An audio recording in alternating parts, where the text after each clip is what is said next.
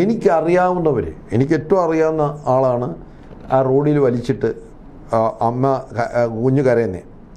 എല്ലാവരുടെയും വീട്ടിൽ പോയി ഒരറിയിപ്പും ഇല്ലാതെ കുറച്ച് പോലീസുകാരും അവർ വിരട്ടി കൊണ്ടെന്ത് ചെയ്തു, ഈ കുറ്റിയിട്ടു. കുറ്റിയിട്ടപ്പോഴത്തേന് എന്താണ്, സാധാരണക്കാരൻ അവൻ 50 സെൻറ്റ് സ്ഥലമാണ്, അവൻ അത് വിറ്റിട്ട് വേണം വേറെ എവിടെയും പോകാൻ, അവന് വിൽക്കാനൊക്കില്ല. ഇത് മൊത്തം നോട്ടിഫൈ ചെയ്തിട്ട് ഈ ഇത്രയും പിന്നെന്താ സിൽവർ ലൈൻ ഇപ്പോൾ കൊണ്ടുവരും എന്ന് പറഞ്ഞിട്ട് 5 പൈസ കിട്ടിയില്ല. DPR എന്ന് പറഞ്ഞ സാധനം ഞാൻ വായിച്ചതാണ്.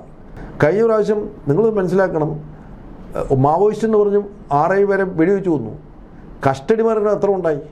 അപ്പോൾ എൻ്റെ അഭിപ്രായത്തിൽ പോലീസിനെ നിലയ്ക്ക് നിർത്തിയില്ലെങ്കിൽ, കഴിഞ്ഞ പ്രാവശ്യം പിണറായി വിജയൻ തോക്കാനുള്ള ഒരു പ്രധാന കാര്യം എന്തറിയോ, പുള്ളി ആഭ്യന്തരം പരിചയമില്ല, ഇവരെ വഴി തുറന്നു വിട്ടു.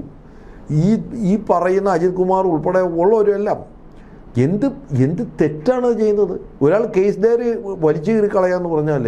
നമസ്കാരം. മലയാളി വാർത്ത ഇൻസൈഡിലേക്ക് സ്വാഗതം. Thank you. സ്വാഗതം Shri JS Adoor. Thank you. Honeymoon period എന്നാണ് ഈ ഭരണകാലയളവിനെ ചിലർ വിശേഷിപ്പിക്കുന്നത്. ഇതത്ര ഒരു ഹണിമൂണിൻ്റെ സുഖം ഉള്ളതായി അനുഭവപ്പെടുന്നില്ല. കാരണം ഒരു വശത്ത് AP ഷൗക്കത്ത് അലിയുടെ നേതൃത്വത്തിൽ ഒരു അന്വേഷണ സംഘം ഇറങ്ങി മുഖ്യമന്ത്രിക്ക് അരികിൽ വരെ അന്വേഷണം എത്തി നിൽക്കുന്നു.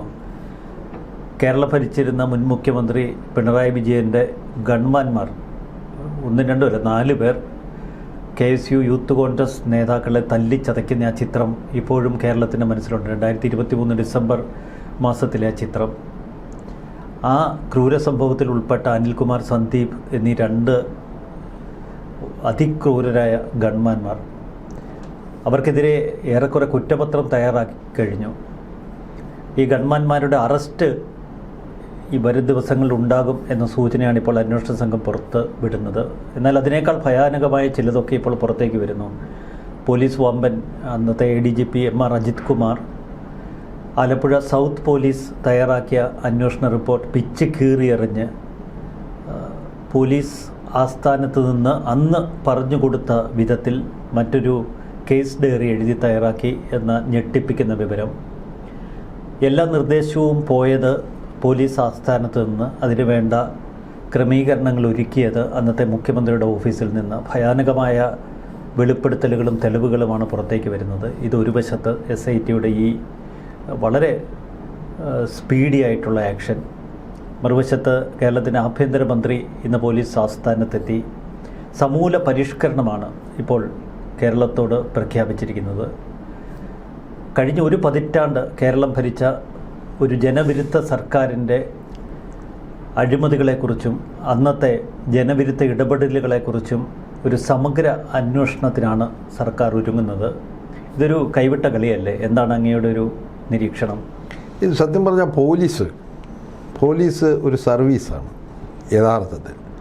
പക്ഷെ പ്രശ്നമെന്ന് വെച്ചാൽ 1860 പോലീസ് ആക്ട് അനുസരിച്ചിട്ടാണ്, അതായത് പിന്നെ ഈസ്റ്റ് ഇന്ത്യ കമ്പനി പൂട്ടിയ ശേഷം പിന്നെ വിക്ടോറിയ രാജ്ഞിയുടെ കീഴിൽ നമ്മളൊരു കൊളോണിയൽ രാജ്യമായപ്പം 1860 പോലീസ് ആക്ട് അനുസരിച്ചാണ് ഇപ്പോഴും പോലീസുകാർ പോകുന്നത്. അതിൻ്റെ ഒരു പ്രശ്നമെന്ന് പറഞ്ഞാൽ അവരുടെ പലരുടെയും ചിന്ത എന്ന് പറഞ്ഞാൽ കൊളോണിയൽ പോലീസിൻ്റെ കാര്യം എന്ന് പറഞ്ഞാൽ അടിച്ചമർത്തുക എന്നുള്ളതായിരുന്നു. സാധാരണക്കാരുടെ ജനങ്ങളെ അടിച്ചമർത്തുക. അപ്പോഴെന്ത് ചെയ്യും, ഒരു SI സർക്കിൾ ഇൻസ്പെക്ടറോട് സർ എന്ന് പറയും, അവനെ ചീത്ത വിളിച്ചാലും സർ എന്ന് പറയും. DSP സർക്കിൾ ഇൻസ്പെക്ടറെ ചീത്ത വിളിച്ചാൽ അവനും സർ എന്ന് പറയും. അപ്പോൾ ഈ സർ വിളിച്ചിട്ട് സാധാരണ പോലീസുകാരൻ ആ കലിപ്പെല്ലാം കൂടെ മാറ്റുന്നത് ജനങ്ങളുടെ മണ്ടയ്ക്കാണ്. അത് അന്യായ ഭാഷയെ പറയത്തുള്ളൂ, അറിയാമല്ലോ. നല്ല തെറി, ഈ സാമാന്യ മലയാളം അവർക്കറിയില്ല. കാരണം അവർക്ക് ഈ മേളിൽ നിന്ന് കിട്ടുന്ന കലിപ്പെല്ലാം കൂടെ കൊണ്ടുവരുന്നത് ജനത്തിൻ്റെ കീഴിലാണ്. അപ്പോൾ ഈ പോലീസ് റിഫോം എന്നുള്ളതിനെക്കുറിച്ച് രമേശ് ജി കഴിഞ്ഞ പ്രാവശ്യം പോലീസ് മന്ത്രിയായപ്പോൾ അന്ന് നമ്മൾ പറഞ്ഞാണ് പോലീസ് റിഫോം എന്ന് പറയുന്നത്. പോലീസ് എന്ന് പറഞ്ഞാൽ ജനങ്ങൾക്ക് സെക്യൂരിറ്റിയും സർവീസും സുരക്ഷയും ഒരു സർവീസായിട്ട് ചെയ്യുന്ന ആളുകളാണ്. ജനമൈത്രി പോലീസ് സ്റ്റേഷൻ എന്ന് പറഞ്ഞൊരു സാധനമുണ്ട്. അപ്പം കഴിഞ്ഞ പ്രാവശ്യം എനിക്ക് തിരുവഞ്ചൂർ മന്ത്രിയായിരുന്ന സമയത്താണെന്ന് തോന്നുന്നു, ഞാൻ എൻ്റെ വണ്ടിയിൽ ഒരാൾ കൊണ്ട് തേമ്പിയിട്ട് ഓടി. ഞാനവിടെ ശംഖുമുഖത്ത് ഒരു ജനമൈത്രി സ്റ്റേഷനുണ്ട്. ജനമൈത്രി സ്റ്റേഷൻ്റെ മുന്നിൽ ഞാൻ ഇറങ്ങാൻ നേരത്ത് ഒരു പോലീസുകാരൻ വന്ന് നല്ല 4 പച്ചത്തെറി പറഞ്ഞു, പായും മായും ഒക്കെ കൂട്ടി, എൻ്റെ ഡ്രൈവറായി. അപ്പം ഞാൻ അങ്ങോട്ട് ഇറങ്ങിയിട്ട് അയാളുടെ പേര് വായിച്ചു ഇങ്ങനെ. അപ്പോൾ ഞാൻ പേരെന്ത്, ഞാൻ പറഞ്ഞു ജനമൈത്രി ഇങ്ങനെയാണെന്ന്, നല്ല ജനമൈത്രി ഭാഷയാണല്ലോ. ഞാൻ എന്നിട്ട് അവിടെ കയറി ചെന്നപ്പോഴത്തേന് പുള്ളി എൻ്റെ ഡ്രൈവറെ കൊണ്ട് ഊതിച്ചു. ഞാൻ വളരെ ധൈര്യത്തിൽ മേലോട്ട് കയറുമ്പം ഞാൻ പറഞ്ഞ പോലീസുകാരുടെ ഒരു കാര്യമാണ്. അപ്പോൾ ഡ്രൈവറോട് ചോദിച്ചു ഇത് ആരാണെന്ന്. അപ്പോൾ സാറ് പുറകാലെ അറിയും എന്ന് പറഞ്ഞു. ആരാണെന്ന് മുഖ്യമന്ത്രിയോട് ചോദിച്ചാൽ പറഞ്ഞു തരുമെന്ന് പറഞ്ഞു. എൻ്റെ ഡ്രൈവർ പറഞ്ഞു. ഈ പോലീസുകാരൻ വന്നിട്ട് എന്നെ സല്യൂട്ട് അടിക്കുന്നു, എന്നിട്ട് പറഞ്ഞു സാറെ ക്ഷമിക്കണം എന്നെ വലയ്ക്കല്ലേ. അപ്പോൾ ഇതിൻ്റെ ഒരു പ്രശ്നമെന്ന് പറഞ്ഞാൽ ഈ അധികാരികളോടുള്ള പാതിവിനയം. ഇപ്പോൾ പിണറായി വിജയൻ ഭരിച്ചുകൊണ്ടിരിക്കുമ്പം പിണറായി വിജയനെ സംരക്ഷണം ഏക്കാൻ 500 പോലീസുകാരായിരുന്നു ഉണ്ടായിരുന്നത് പാറാവ്. ഇതിനകത്ത് ഏറ്റവും വലിയ മോശം എന്ന് പറഞ്ഞാൽ ഈ പോലീസുകാരോട് ചിലപ്പോൾ എനിക്ക് സഹതാപം തോന്നും. കാരണം എന്ന് പറഞ്ഞാൽ മഴയത്തും വെയിലത്തും പോലീസുകാരോട് എനിക്ക് ഇഷ്ടമാണ്. മഴയത്തും വെയിലത്തും ഈ ട്രാഫിക്ക് പോകണ്ടാനും എന്തെങ്കിലും ഒരു മരണം വന്നാൽ ആ നാറുന്ന അതിൻ്റെ അവിടെ വരികാനും എല്ലാ പോലീസുകാരുണ്ടല്ലോ, പോലീസുകാരില്ലാതെ ഒക്കില്ല. പക്ഷേ ഈ പോലീസുകാർക്ക് മറുപുറമുണ്ട്. അപ്പോൾ ഇത് ഈ ഇവരോട് ഒന്ന് ആലോചിച്ച് നോക്കി, ഓരോ പോസ്റ്റിൻ്റെ മുമ്പിലും ബന്ദോബസ്ത് എന്ന് പറഞ്ഞിട്ട് കുറേ പോലീസുകാരെ കാണുമ്പോൾ അന്നേരം ഞാൻ പറയും ഒന്നീ മുഖ്യമന്ത്രി വരുന്നു അല്ലെങ്കിൽ ഗവർണർ വരുന്നു. അതാണ് എൻ്റെ ഒരു വശം. രണ്ടാമത് പാർട്ടി ക്രിമിനലുകളെ പോലീസിൽ റിക്രൂട്ട് ചെയ്യും. ഉദാഹരണത്തിന് ഏറ്റവും വലിയൊരു ഗുണ്ട യൂണിവേഴ്സിറ്റി കോളേജിൽ അവർ പോലീസ് ടെസ്റ്റിൽ 1ാം റാങ്ക് ഏതാണ്ട് കിട്ടിയെന്ന് പറഞ്ഞേ. ഇങ്ങനെയുള്ളവൻ കയറി ഗൺമാൻ ആയി കഴിഞ്ഞാൽ പിന്നെ എന്ത് ഗൺമാനാകും?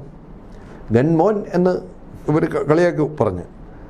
അതിൻ്റെ പ്രശ്നം എന്ന് പറഞ്ഞാൽ പോലീസിൻ്റെ കർത്തവ്യം അറിയാതെ അവൻ്റെ പരിപാടി എന്ന് വെച്ചാൽ മറ്റവനെ അടിച്ചൊതുക്കുക. അപ്പം മുഖ്യനെന്താ പറയുന്നത്?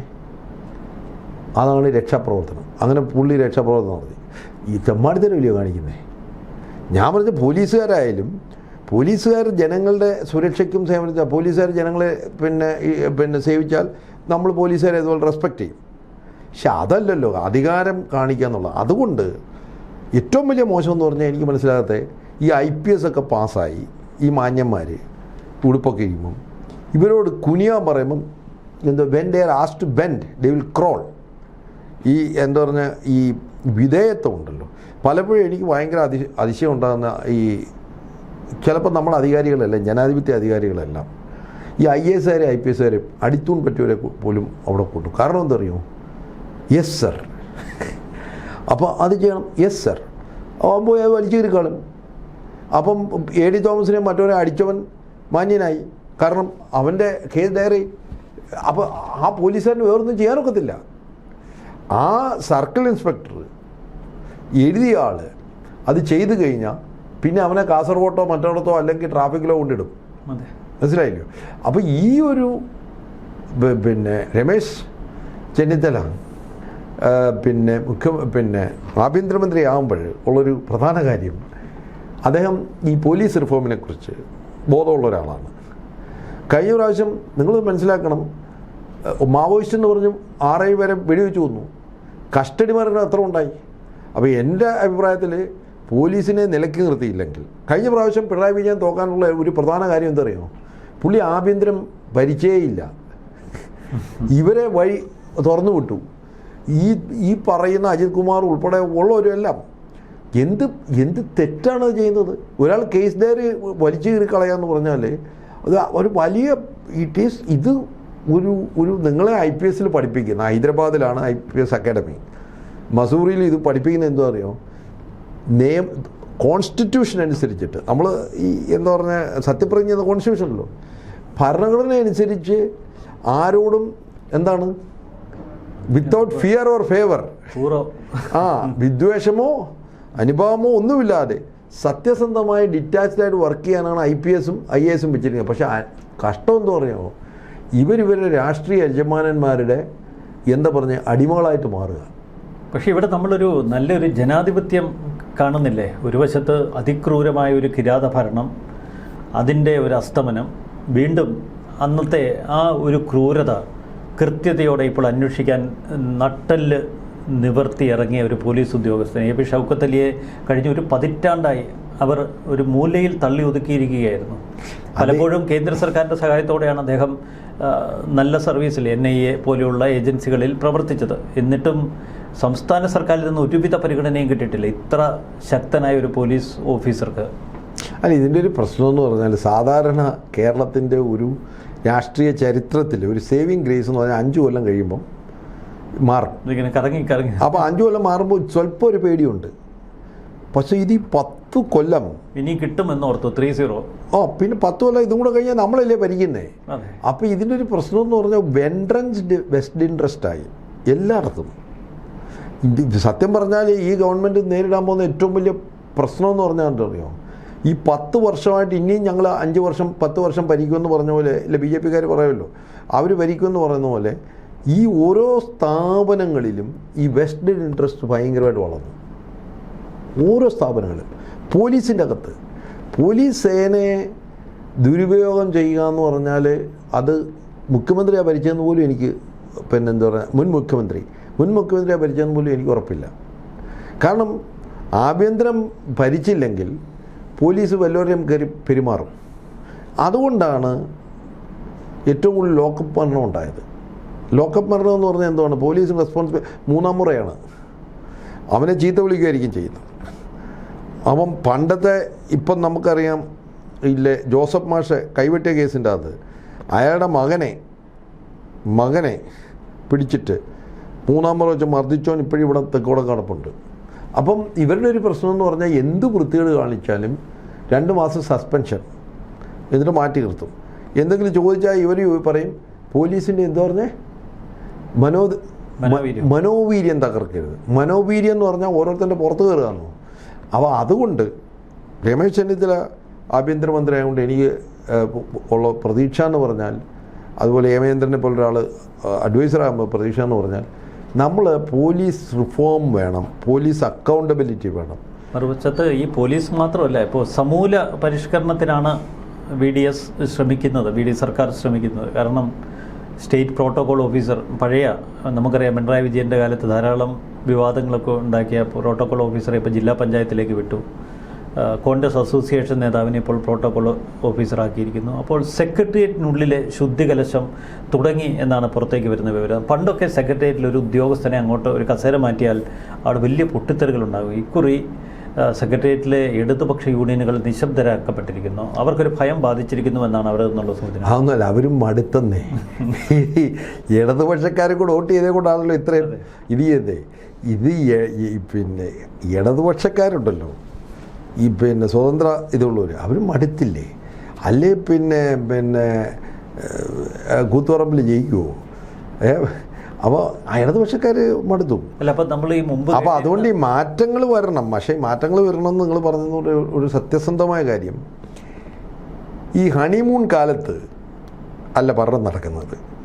2016 ഹണിമൂൺ കാലത്ത് ബഹുമാനപ്പെട്ട പിണറായി വിജയൻ സാർ എന്താ പറഞ്ഞേ? എനിക്ക് എസ്കോർട്ട് വേണ്ട. ഇപ്പോഴും അദ്ദേഹം പറഞ്ഞിട്ടുണ്ട്, ഇപ്പം മാറിയപ്പോൾ എനിക്ക് എസ്കോർട്ട് വേണ്ട, പോലീസ് വേണ്ട എന്നൊക്കെയാണ്. ആ ഹണിമൂൺ അങ്ങോട്ട് കഴിഞ്ഞപ്പോഴത്തേന് എല്ലാം വേണമെന്നല്ല, 22 കാറ്, റോഡ് നെടുകെ 5 കിലോമീറ്ററിൽ ഈ പാവം പോലീസുകാരെ എനിക്കറിയത്തില്ല, അവരുടെ തോക്കുമില്ല, ഒരു ലാത്തി പോലുമില്ല. ഇങ്ങനെ എന്താ പറഞ്ഞേ, ബന്ദോബസ്ത് എന്ന് പറഞ്ഞിട്ട് ഓരോ പോസ്റ്റിലും ഓരോ പോലീസുകാരെ വെച്ച് നിർത്തി അധികാരത്തിൻ്റെ ജൈത്രയാത്രയായിരുന്നു. ഇന്നലെ ഇടതുപക്ഷ നേതാവ് പറഞ്ഞത് കേന്ദ്ര സർക്കാർ നൽകിയ റിപ്പോർട്ട് അനുസരിച്ചാണ് അത്തരമൊരു സുരക്ഷ പിണറായിക്ക് ഒരുക്കിയതെന്ന്. പിണറായി വിജയൻ ഭീഷണി നേരിടുന്ന ഒരു മുഖ്യമന്ത്രിയായി കേന്ദ്ര സർക്കാരിൻ്റെ ലിസ്റ്റിലുണ്ടായി. എൻ്റെ പൊന്നു സാറേ, ഇതിൻ്റെ ഒരു പ്രശ്നമെന്ന് പറഞ്ഞാൽ നിങ്ങൾ അധികാരത്തിലെത്തുമ്പോൾ ഉള്ള വലിയ പ്രശ്നമെന്ന് പറഞ്ഞാൽ ഈ ഉദ്യോഗസ്ഥന്മാർ നിങ്ങളെ കുഴി ചാടിക്കും. വെറുതെ പറയും സാറിന് ഭയങ്കര സുരക്ഷ കൊടുക്കണമെന്ന് പറഞ്ഞിട്ടുണ്ട്, സാറിന് Z+ ആണ്, ജനങ്ങളിൽ നിന്ന് അകറ്റും. അത് കുഴി ചാടിക്കുക എന്ന് പറഞ്ഞാൽ ഇപ്പം പിണറായി വിജയൻ ഇപ്പം ചിലപ്പോൾ മനസ്സിലാകും. ആ റെയിൽവേ സ്റ്റേഷനിൽ അദ്ദേഹം ഇരുന്ന് ആളുകളെയൊക്കെ കാണുന്നുണ്ട്. കഴിഞ്ഞ പ്രാവശ്യം ഞാൻ അങ്ങോട്ട് പറഞ്ഞിട്ടുണ്ട്, ചെങ്ങന്നൂർ റെയിൽവേ സ്റ്റേഷനിൽ ഞാനും എൻ്റെ ഒരു സുഹൃത്തൂടെ പോയി. അന്ന് ഭയങ്കര അധികാരമുള്ള ഒരു ഗവർണറാണ്. കൂടെ ഞാൻ 24 പോലീസുകാരുണ്ടായിരുന്നു. മറ്റൊരു കഴിഞ്ഞ് വന്ദേ ഭാരത് നമ്മൾ കയറി. ഈവന്മാർ പോലീസുകാരും പുള്ളിയുടെ സിംഗിളികളും എല്ലാം കൂടെ ഇരിക്കുകയാണ്. ഈ ആളിനെ എനിക്ക് നന്നായി അറിയാം, പേഴ്സണലായിട്ട് അറിയാം. പക്ഷേ ഈ ആളിൻ്റെ ചുറ്റും നടക്കുന്ന പോലീസുകാരും ഈ അധികാര സന്ദേഹം ഞാൻ അദ്ദേഹത്തോട് പോയി വിഷ് ചെയ്യുക പോലും ചെയ്യാത്തത്. കാരണം എന്താ പറയുമോ, ഞാൻ അങ്ങോട്ട് പോയപ്പോൾ പോലീസുകാരില്ലേ കോക്രോച്ചിനെ പോലെ മാറി കിടക്കണേ. ഞാനൊരു പ്രൊഫസർ കൂടെ പോന്നേ. അദ്ദേഹം ഇപ്പോൾ എന്തായാലും അദ്ദേഹത്തിന് അധികാരം പോയതുകൊണ്ട് വളരെ സിമ്പിളായി വീണ്ടും ഇതുണ്ട്. ഇതിൻ്റെ പ്രശ്നം എന്ന് പറഞ്ഞാൽ അധികാരത്തിൽ എഴുതുമ്പോഴത്തേന് നിങ്ങൾക്ക് ഇതിൻ്റെ ഇത് ആവശ്യമുണ്ടോ? ഞാൻ ചോദിക്കുക, ഈ 25 പോലീസുകാരുണ്ടെന്ന് നിങ്ങൾ ആൾക്കാർ വെടിവെച്ച് കൊല്ലുമെന്നാണ് നിങ്ങൾ പ്രതീക്ഷിക്കുന്നത്? അത് കേരളത്തിൽ ഇതുവരെ അങ്ങനെ സംഭവിച്ചിട്ടില്ല. ഇവിടെ ജനങ്ങൾക്ക് അറിയേണ്ടത്, ഈ ഒരു പതിറ്റാണ്ട് കാലം ഇത്തരം കിരാത ഭരണം നടത്തിയ ഈ പിണറായി വിജയൻ സർക്കാരിൻ്റെ ഈ ദുഷ്ചെയ്തികൾ അന്വേഷണത്തിലൂടെ, നടപടികളിലൂടെ പുറത്തെത്തിക്കണം. അല്ലല്ല, അങ്ങനെ ആകരുത്. കാരണം വോട്ട് ചെയ്ത 10 കൊല്ലം ഇതിൻ്റെ തിക്താനുഭവങ്ങൾ അനുഭവിച്ച ഏതാണ്ട് 1550 കേസുകളുണ്ട് യൂത്ത് കോൺഗ്രസ്സുകാർക്കെതിരെ. ഈ പിള്ളേരാണ് ഇതിൻ്റെ തിക്തഫലം കൂടുതൽ അനുഭവിച്ചത്. അടി കൊണ്ടതും അവരാണ്. ഈ കഴിഞ്ഞ പ്രാവശ്യം കുടി കാണിച്ചപ്പോഴത്തേനും ഒരാളെ കഴുത്തുരുക്കി മുഖ്യമന്ത്രി കാഷ്വാലിറ്റി പോയി. അതുകൊണ്ട് അവർ തോറ്റുപോയത് ഞങ്ങളുടെ മന്ത്രി, വീണമന്ത്രി. ഇതിൻ്റെ കാര്യം എന്ന് പറഞ്ഞാൽ എന്നിട്ട് ആ പിള്ളേർക്കെതിരെ എടുത്തെന്ന് പറയാം വധഭീഷണി. ഇന്നെന്തായാലും നമ്മുടെ ഈ ശബരിനാഥിനെതിരെയും കേസെടുത്താന്ന് ഓർമ്മയുണ്ടോ? അത് ഇല്ലേ, വിമാനത്തിൽ കയറി ഏതാണ്ട് പറഞ്ഞാൽ അന്ന് ഈ ജയരാജൻ വന്ന് പറഞ്ഞെന്ത് പറയുമോ, കൊന്നുപോയിനെ എന്നുള്ളത്. എന്നിട്ട് അവരെ ശിക്ഷിച്ചെന്ന് പറഞ്ഞിട്ട് ആരെയും എടുത്തു? ഞങ്ങളുടെ ശബരിനാഥ്. എന്താണ് ശബരിനാഥ്? ഇപ്പം ശബരിനാഥ് പ്രധാന സ്ഥലത്താണല്ലോ. അപ്പോൾ ഇതിൻ്റെ അകത്തൊരു പ്രശ്നമെന്ന് പറഞ്ഞാൽ ഇവർ വിചാരിക്കുന്ന അധികാരം ഒരിക്കലും മാറത്തില്ലെന്നുള്ളതാണ്. അപ്പോൾ അതുകൊണ്ട് അതൊന്നാമത്. രണ്ടാമത്തെ കാര്യം എന്ന് പറഞ്ഞാൽ എനിക്ക് അതിനെക്കാട്ടി ഇഷ്ടപ്പെട്ടതെന്ന് പറഞ്ഞാൽ ഈ സിൽവർ ലൈൻ റദ്ദാക്കി. അന്ന് ഈ പോലീസുകാർ കാണിച്ച വൃത്തികേട് എന്തൊക്കെ. എനിക്കറിയാവുന്നവർ, എനിക്ക് ഏറ്റവും അറിയാവുന്ന ആളാണ് ആ റോഡിൽ വലിച്ചിട്ട് അമ്മ കുഞ്ഞു കരയുന്നേ. എല്ലാവരുടെയും വീട്ടിൽ പോയി ഒരറിയിപ്പും ഇല്ലാതെ കുറച്ച് പോലീസുകാരും അവർ വിരട്ടി കൊണ്ടെന്ത് ചെയ്തു, ഈ കുറ്റിയിട്ടു.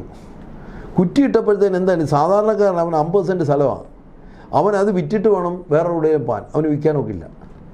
ഇത് മൊത്തം നോട്ടിഫൈ ചെയ്തിട്ട് ഈ ഇത്രയും പിന്നെന്താ സിൽവർ ലൈൻ ഇപ്പം കൊണ്ടുവരും എന്ന് പറഞ്ഞിട്ട് 5 പൈസ കിട്ടിയില്ല. DPR എന്ന് പറഞ്ഞ സാധനം ഞാൻ വായിച്ചതാ, അത് നടക്കത്തില്ല. കാരണം എന്തോന്നറിയോ, 2022 ഇവർ പറയാണ് 2024 കമ്മീഷൻ ചെയ്ത് 25 വണ്ടി ഓടും, അപ്പം 85,000 പേര് യാത്ര ചെയ്യും. ഇപ്പോഴും വന്ദേ ഭാരതിൽ അത്രയും പേരില്ല.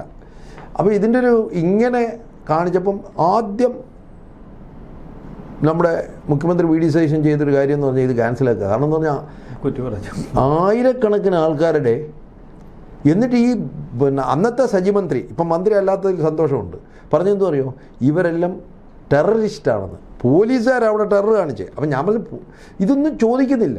പോലീസുകാരൻ, ഒരു പുരുഷ പോലീസുകാരൻ, സ്ത്രീയുമല്ല, ഒരു സ്ത്രീയെ, ഒരമ്മയെ റോഡിലിട്ട് വലിക്കുക. അതുകൊണ്ടാണ് സ്ത്രീകൾ വോട്ട് കൊടുക്കാൻ ഇപ്രാവശ്യം. ഇതെല്ലാം മനുഷ്യന് കാണുന്നുണ്ട്.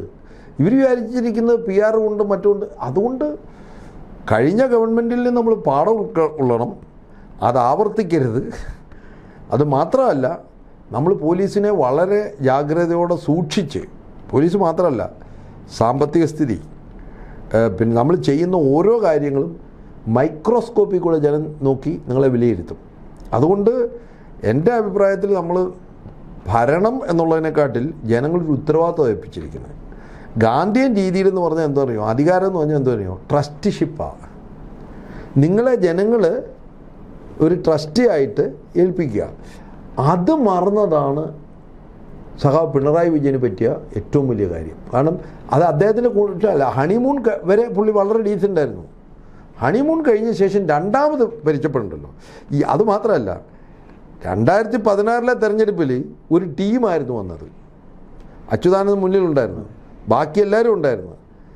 2021 കോവിഡ് സമയത്ത് അദ്ദേഹം വിചാരിച്ചത് 6 മണിയുടെ പ്രസ് കോൺഫറൻസ് കൊണ്ട് അദ്ദേഹത്തിന് മഹിമ കൊണ്ട് എല്ലാവരും വോട്ട് കൊടുത്തു എന്നാണ്. അതോടുകൂടി ആ 21 കഴിഞ്ഞിട്ടാണ് ഈ ഭയങ്കര മാറ്റം ഉണ്ടായത്.